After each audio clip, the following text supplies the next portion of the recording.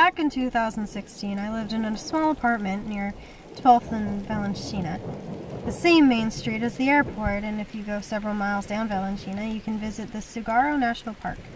Though the street becomes more of an off-roading passable one, it's more or less of a straight line. My boyfriend and I lived out there in an apartment, and we took this old truck out there. I'm not an expert on automobiles of any form. All I know is that it was a Chevy, and my boyfriend, we'll call Adrian, would often talk about the lift kit he put on it, so that it was raised even higher off the ground. If I asked him, he could probably give me a lot more details on that truck, but that's not important to the story at all. All that's known is it's great for off-roading, and we often went up in the mountains together. It was a cloudy day in November, and I'd say it was still probably 80 or so degrees out when we went to spend the day at the national park. We'd been planning this for ages, and I was really excited for this. But that was all going to change. I remember this, since it's been haunting me for 3 years.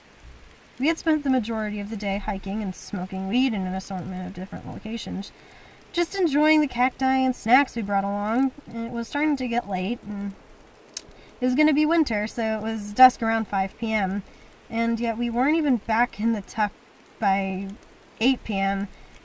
We were inside. The truck was off with the windows open. I was hitting a bowl when Adrian put his hand up. Having thought he wanted some, I was about to offer it to him. Before I could speak, he put his hand over my mouth, held up a single finger. Having been sat in the dark for hours, my eyes were well adjusted, and the glow he pointed out to me in the distance took all of my attention. What appeared to be some sort of firelight was about 100 or so meters in front of us.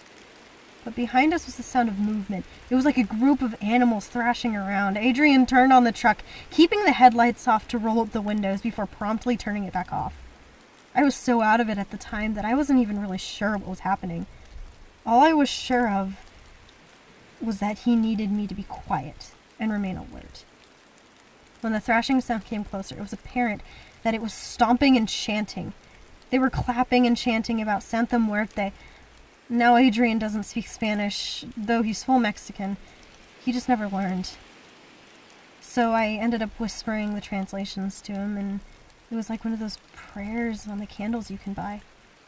It spoke about the holy death for a blessing, but I don't remember what they wanted very clearly. I do remember was the slam of the hand on the hood of the truck, and the wild eyes of a boy. He looked to be somewhere around 17, 18, 19, 20. Not very old, but not a young teen. He had white paint around his eyes, and it haunts me in my dreams.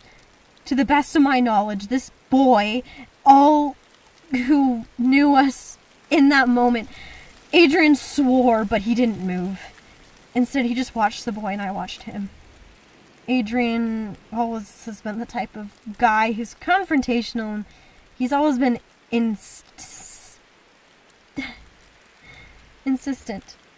on solving any issues we face. He's so damn insistent, and being someone who hates confrontation, I was rather reliant on him to face the issues for me. The boy yelled for the others to surround this truck in Spanish, and in the moment, something in me snapped. And keeping my eyes trained on the mirror on the passenger side, I told him to reverse. Darting my eyes back and forth between the boy and the figures coming out of the cacti as Adrian reversed and turned in a huge jerky motion before hitting the uneven road. We were originally just parked at the side of the road. The feeling of being watched, hunted even, compelled me to tell him to head downtown, where we ended up spending a few hours at Shot in the Dark, a cafe that's long since closed. For 2 months following that night, I gradually got more and more paranoid about it, and though Adrian tried to convince me that I was overreacting and there was no chance that we'd ever encounter him again, I just couldn't believe him. Despite how desperately I wanted to, it was when we were nearing the 3-month sunset night, and I previously fixed the hand dent, but they heavily multiplied.